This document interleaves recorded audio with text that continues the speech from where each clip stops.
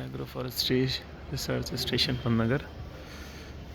Sir आप बता सकते हैं कि क्या है एग्रो फॉरेस्ट्री का उद्देश्य और कैसे मतलब बढ़ावा दे रहा है एग्रीकल्चर में एग्रो देखिए, फॉरेस्ट्री? एग्रो फॉरेस्ट्री का जो मेन उद्देश्य हमारा वो ये है कि किसानों की आय को दुगना कैसे किया जाए। हम्म। आप देखते होंगे गांव में लोगों के खेत वगैरह होते हैं, लोग उसमें फसल उपज कर रहे होते हैं और साल भर लगभग उसी को रोटेशन में प्रक्रिया चलते रहती है। हम्म। उससे एक उनकी नियत आय जो होती है वो आती है। हमारा अच्छा। उद्देश्य ये है कि आप जब अपनी फसल उगा रहे हैं उसी खेत में खेत की जो मेड़ होती है उस मेड़ पे आप प्लांटेशन करें। हाँ। कई सारे प्लांट्स ऐसे हैं जिसकी आज मार्केट में अच्छी खासी वैल्यू है। आप वो प्लांटेशन करें और उससे क्या होगा कि आपकी जो खेती आप कर रहे हैं वो खेती एग्जैक्ट आपकी वैसी ही आते रहेगी जैसी आपकी पहले आती थी।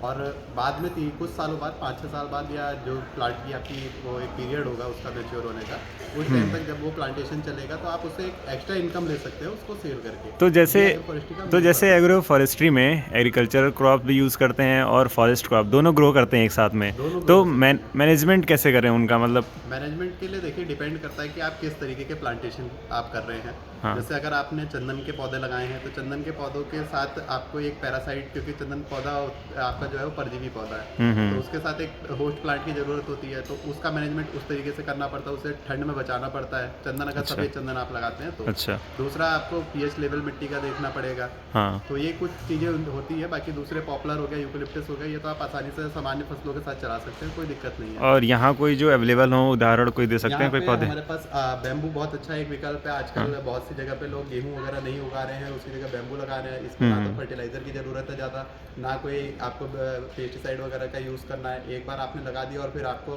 हर साल आप अपना टाइम से उसे कट कर सकते हैं। स्टार्टिंग में आपको 2-3 साल का समय उसे देना होगा, उसके बाद पर ईयर आप बैम्बू की कटाई कर सकते हैं आराम से।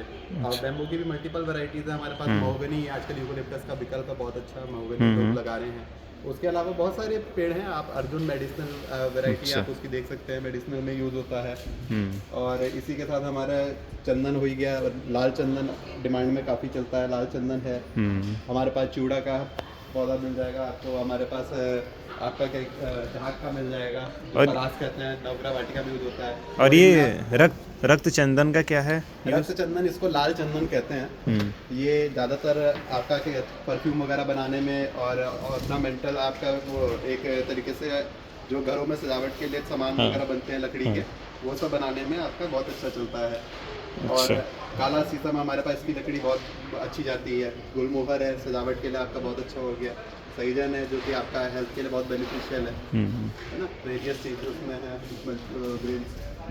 तो ये ठीक है है। कुछ पेड़ हमारे पास। महुआ है, महुआ आपका लेकर में भी यूज़ होता हाँ है और हाँ। वैसे ही बहुत फ़ायदेमंद है, मेडिसिनल उसकी प्रॉपर्टी बहुत अच्छी और है। ये अमरूद के हैं?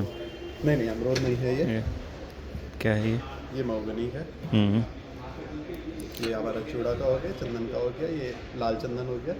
और ये बांस के उसमें ही रखा है क्या इसको? हाँ, ये हमने बैम्बू का ही बनाया। बैम्बू अच्छा। का इस तरीके से भी यूज़ ले सकते हैं। अच्छा। तो बैम्बू का तो आज के समय में फाइबर में भी यूज़ हो रहा है, उसका आप कपड़ा तक बन रहा है, तो बहुत सारा वो है उसका बेनिफिट। चलिए ठीक है, धन्यवाद।